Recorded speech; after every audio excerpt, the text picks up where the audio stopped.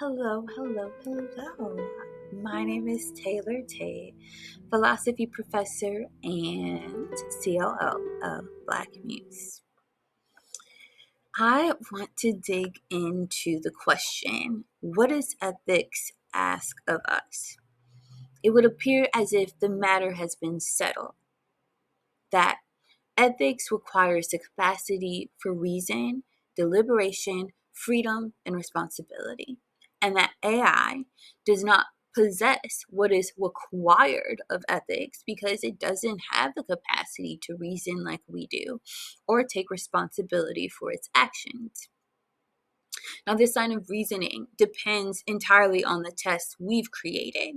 It depends on the ethical standards we've created for ourselves. We've determined that ethical action requires certain capacity, reason, deliberation, freedom, and responsibility, and have constructed our understanding of moral responsibility around them. Thus, when we ask whether AI can act ethically, we're not approaching the question without a prior conception of what ethics requires.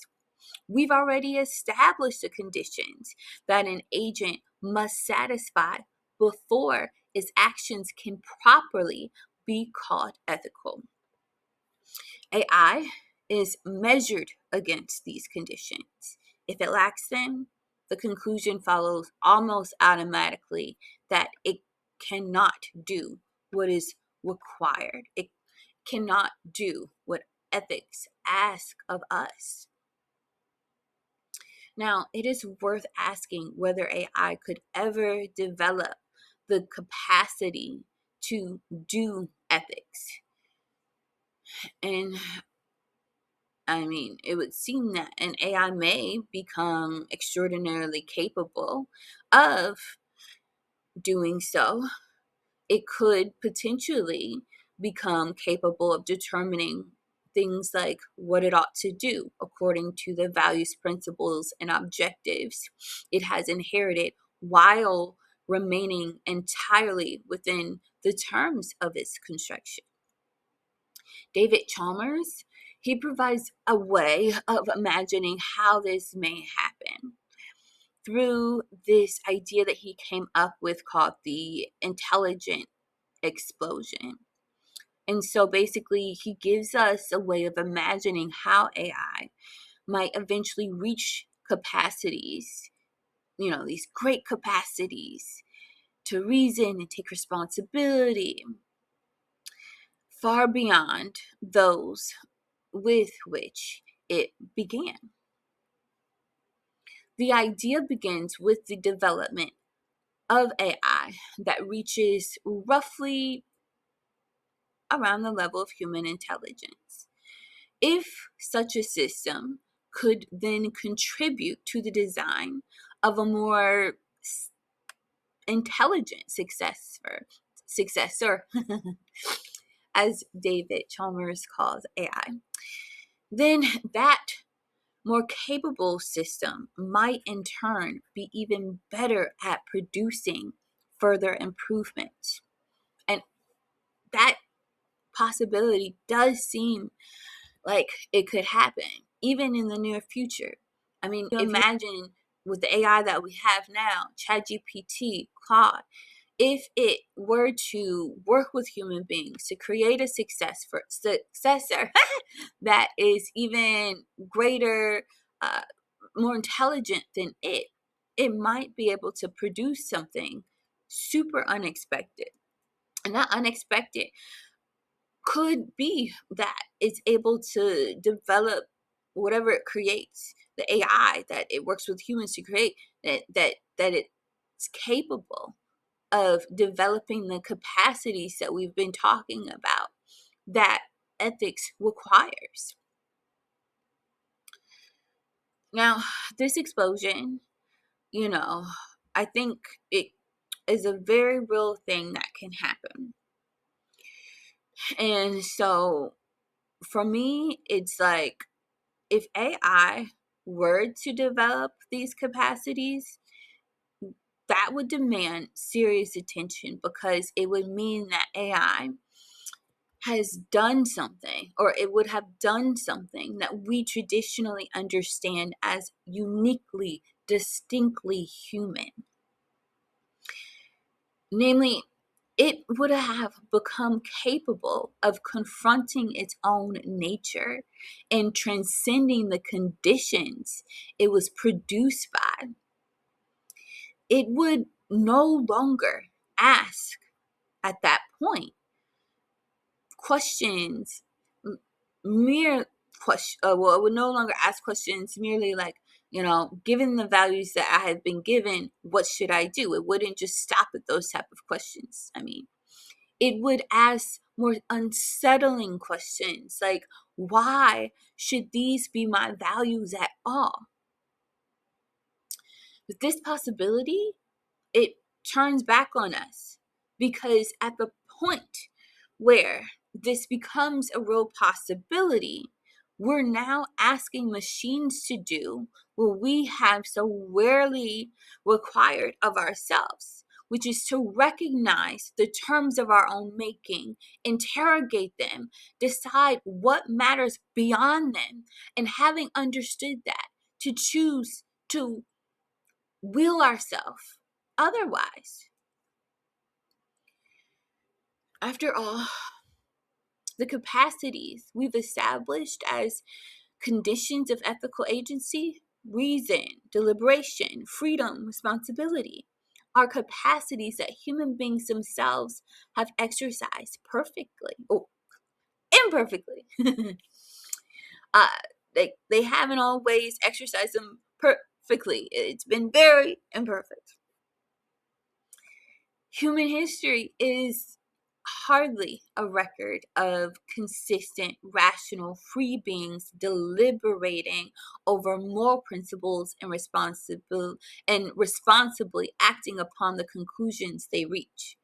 Nor have human beings consistently interrogated the values they inherit.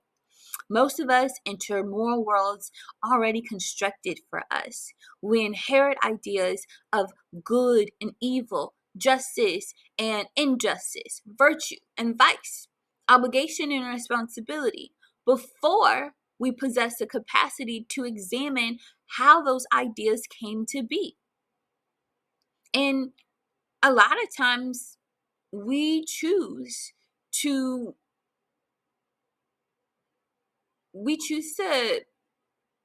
stay with that. We choose to just go along with what we've been taught, to just accept what we've inherited. Entire societies have done this. Entire societies have regarded slavery, conquest, racial hierarchy, the subordination of women, religious persecution, and other forms of domination as compatible with their prevailing moral orders. And these examples matter, not merely because humans have sometimes failed to live according to ethical principles, but because human beings have also been capable of reasoning within deeply flawed systems of value without questioning the systems themselves. Daniel Dennett's frame problem brings us to another part of the problem.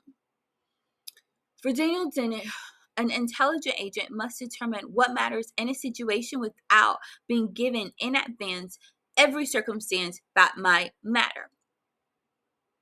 But if we imagine AI could be programmed to reason as we do, to sort through possibilities, recognize what matters, and decide what deserves attention, we run into something we rarely stop to examine, which is how, or is it possible for us to do this ourselves?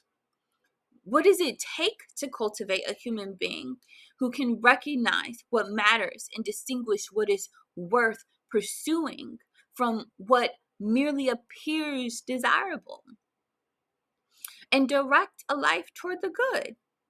Can a human be taught to transcend?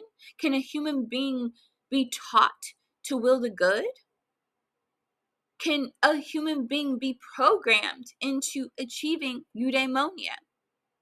For all intents and purposes, when we look at our very imperfect history of not reasoning, of being irrational, of not taking responsibility for the great atrocities that we've allowed to happen. When we look at that history, it would appear like we may not have the recipe, everything needed in the recipe for that, for ethics, for what's required of ethics ourselves. And I mean, I do think that human beings are capable, but I don't know if it's more probable that they're capable of reaching this great place of passing these tests, these ethical standards, than AI are. When it comes to humans, I mean, there's so many examples that we can. And when I think about it, when I think about our capacity, when I think about our potential, for me, it's just another way of thinking about the singularity.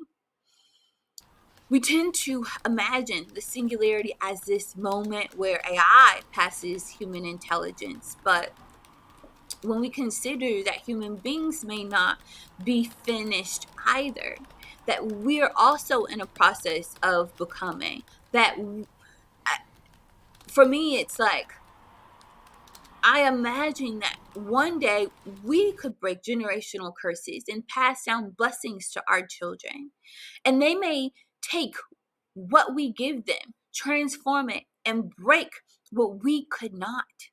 Their children may do the same thing. And generation after generation, what was once inherited as limitation could become something that no longer has to be inherited at all. Our children may become capable of what we could not yet imagine, and their children may go further still. Already, we've done this in so many different ways with the help of technology. And so when I think about our children and our grandchildren and our grandchildren's children, I think that perhaps they will inherit not only new machines, but new capacities for thought, discernment, freedom, and choice. Perhaps they will recognize the terms of their own making, interrogate them, decide what matters beyond them, and choose otherwise in ways that we weren't able to do, or we won't be able to do. We don't know, whether such transcendence is possible for either AI or human beings. Either may never escape the conditions of its programming, the conditions of its construction.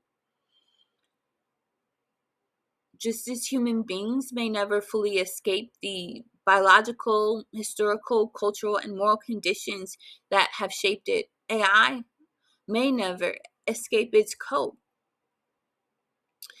And that uncertainty, it forces us to look more carefully at the ethical standards we've created for ourselves. As it stands, ethics requires a great deal of us. Ethics asks a great deal of us. It asks us to choose, to will, to resist what has been normalized, to confront what is difficult rather than what is comforting, and take responsibility for what one does. This, as I've stated, or at least as I'm hoping that you'll see, it really makes the demand that we place upon ourselves and AI remarkably severe, because we're asking beings to choose to be rational, to choose to flee from pleasing falsehoods and confront unpleasing truths. And for humans, yeah, maybe that possibility may make sense. But when we put this on AI, when we demand this of AI,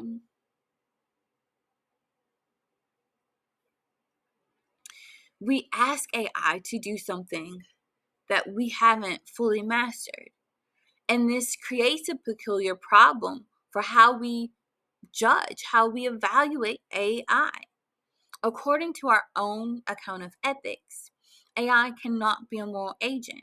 It cannot be an ethical agent because it lacks the capacities that we've determined ethics requires. Yet, as it has been explained, human beings themselves do not fully satisfy the standards we've constructed. And so there's this great irony here. If AI must first master reason, deliberation, freedom, and responsibility before we recognize it as capable of ethics, we may be requiring machines to do what humanity has spent and may spend its entire history struggling to become. The irony of AI ethics, then, is that we've created this technology that forces us to reopen questions we thought we had already answered. We ask whether machines can be moral, but in doing so, we are confronted with the question of whether human beings have ever fully understood, ever really been capable of what morality requires of us.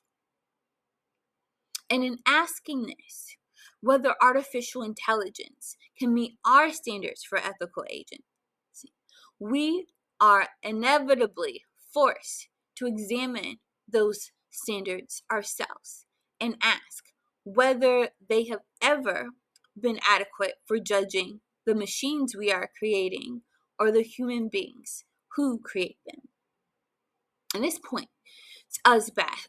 This takes us back to our starting point, which is what is required of ethics. What does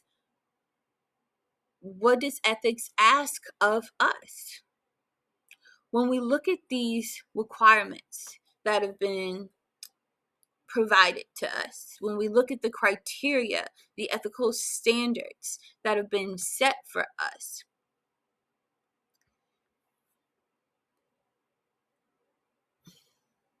and we consider all of this, we have to